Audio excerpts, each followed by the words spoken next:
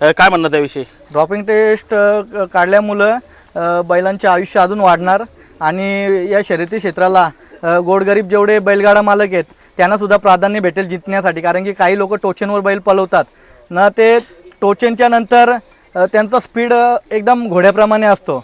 मग त्याच्यामुळे आता ते टोचन वगैरे बंद झाले म्हणजे ज्याच्या खरोखर धमक आहे आणि ज्याच्यात ताकद आहे, ओरिजिनल जो पळणारा बैल आहे तो पळून तो त्याच्या पळाच्या जोरावर यश मिळवणार.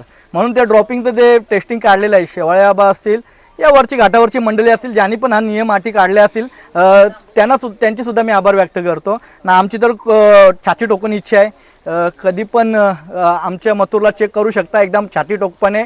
आणि आमचा चॅलेंज आहे जिथं कोणतीही गोष्ट आमचा जो पलतोय मथुर तो ओरिजिनल जे त्याला खायला लागते खाद्य, ज्या माणसाला जसं खाद्य लागते अन्न लागतो तसंच त्याच्याप्रमाणे त्याचा जो अन्न आहे खुराक आहे, या वाडा असेल, बाटूक असेल, जवरी असेल, या उडीद मठ असेल, मक्का असेल, भुट्टा असेल, आम्ही आतापर्यंत त्याच्यावर मथुरला पळवत आलो आहे आणि तेच रूटीन आयुष्यभर त्याला ठेवत राहणार आम्ही. आपले खाद्यावर आपले नक्कीच दादा जो आपला आपण